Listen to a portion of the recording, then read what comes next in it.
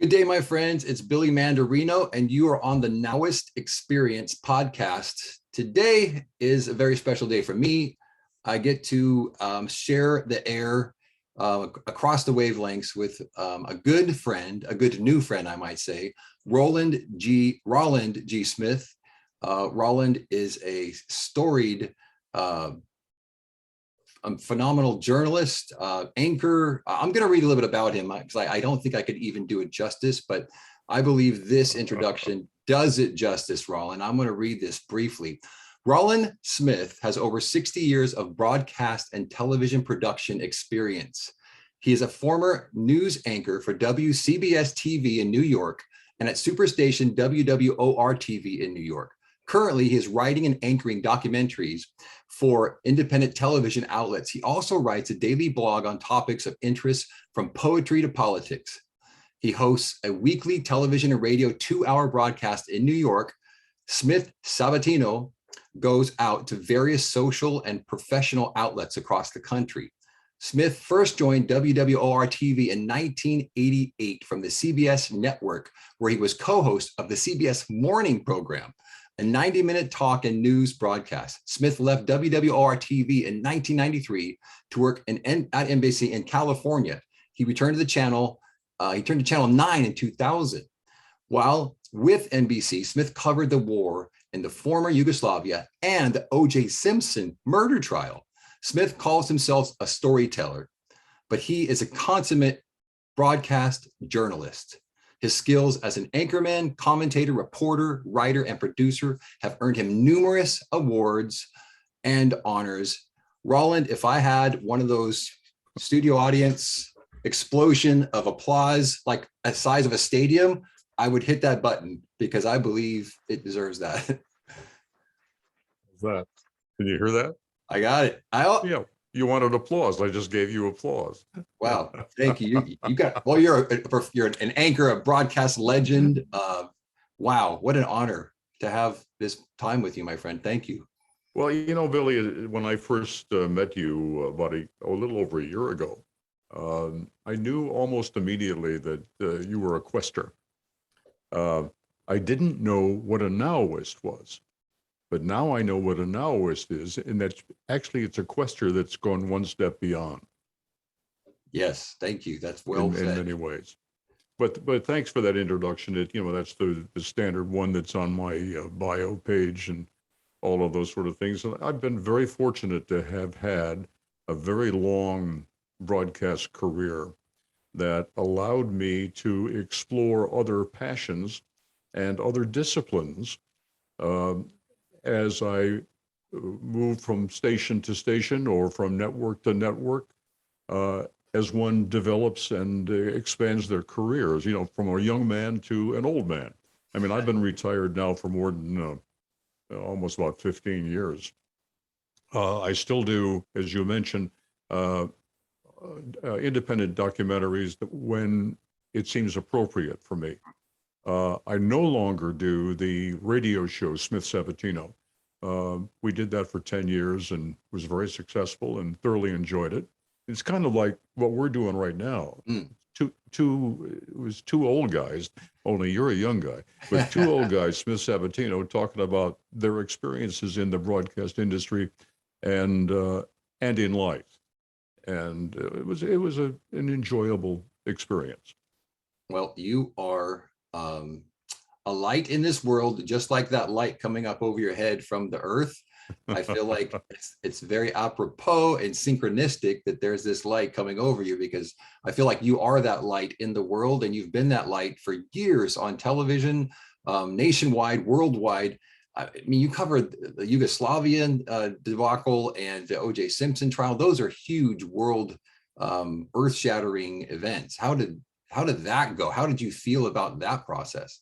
Well, to everybody, not everybody, but a lot of people will ask me when I'm speaking about my life and career, what was the most important story you ever covered? I have to answer 9/11. I mean, the attack on the World Trade Center. I saw that happen. I was standing on a balcony. My wife and I had just rented a small little pied-à-terre on the river in New Jersey, overlooking Manhattan, and I was standing on the balcony, looking out early in the morning, and I watched this plane come in and strike the first tower at World Trade Center. And I knew then that this was major. I had no idea it was a terrorist thing at the time. You just thought it might have been an accident of some sort. But that to me was, 10, 12 days almost constantly on the air when you could get on the air. And because, when one of the towers went down, I think it was tower number 2, had the antennas for most of the television stations in New York City. So when they went, obviously there went your broadcast possibilities.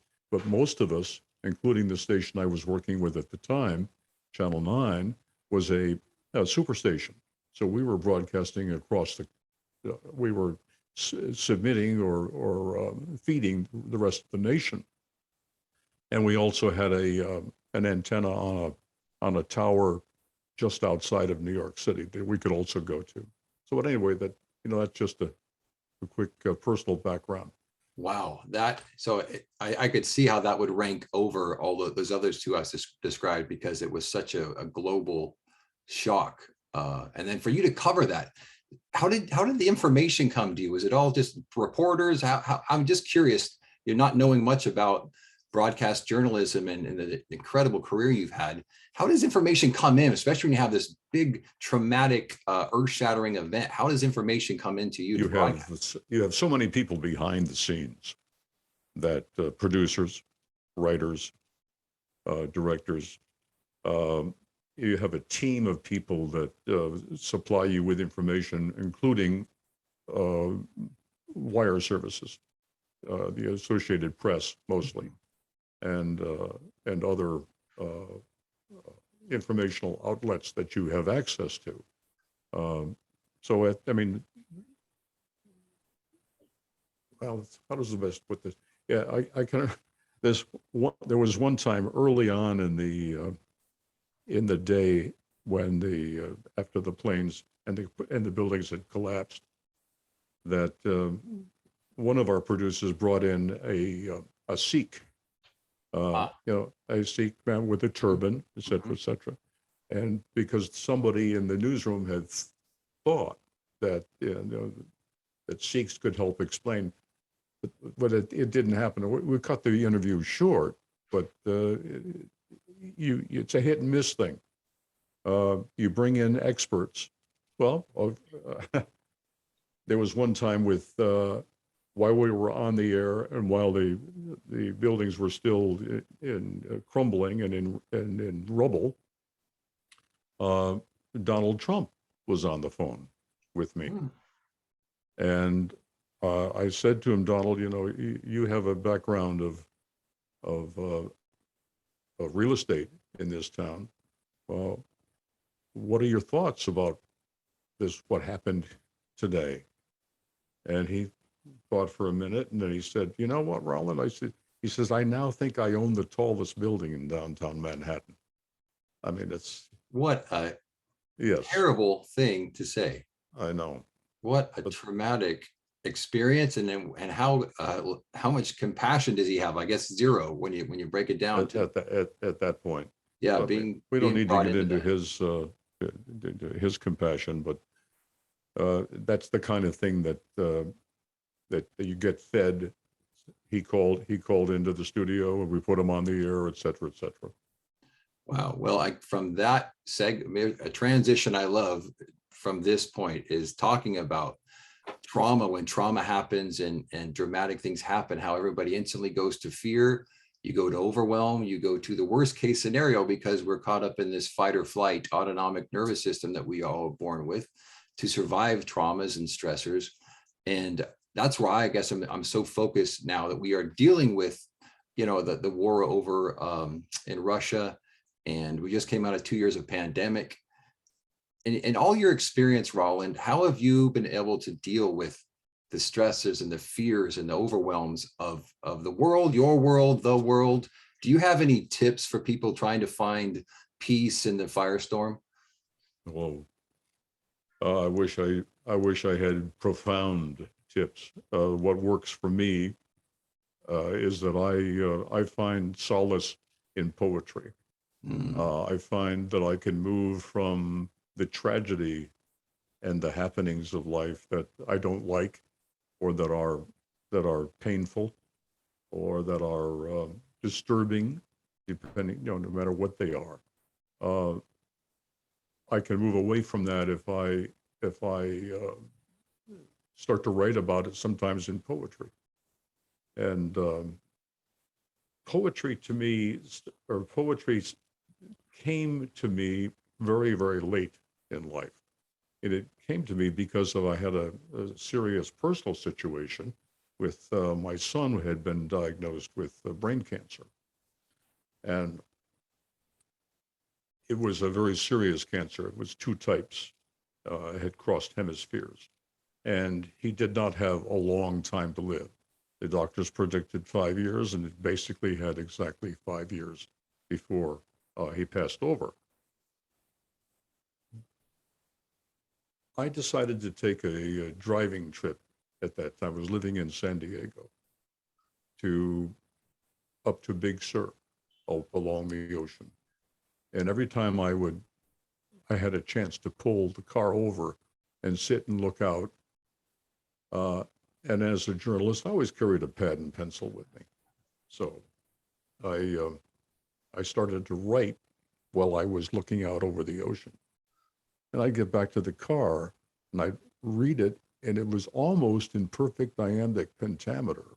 And it surprised me. I mean, first of all, I hadn't written a poem since college. And I really didn't know what I was doing. But every time I pulled the car over, I would write a poem. And that opened up the muse in me.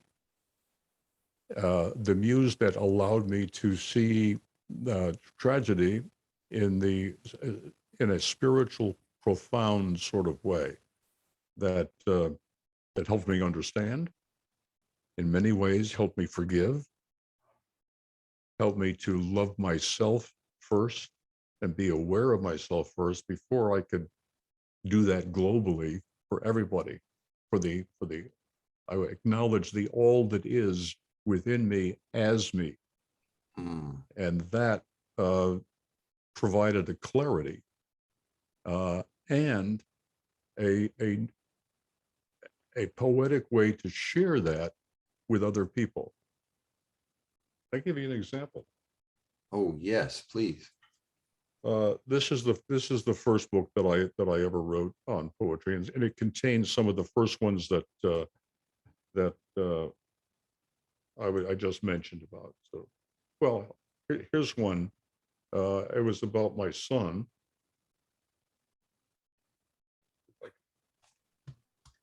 Hold on just a second. Yeah.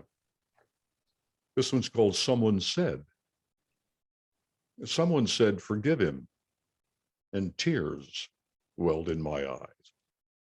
How do you forgive your son who's choosing now to die? Someone said, it must be hard to see him struggle so, knowing that his life is short and you must let him go. Someone said, you'll understand when you pray to God. They're trying to be helpful, but I can feel the sod. Someone said, how is he?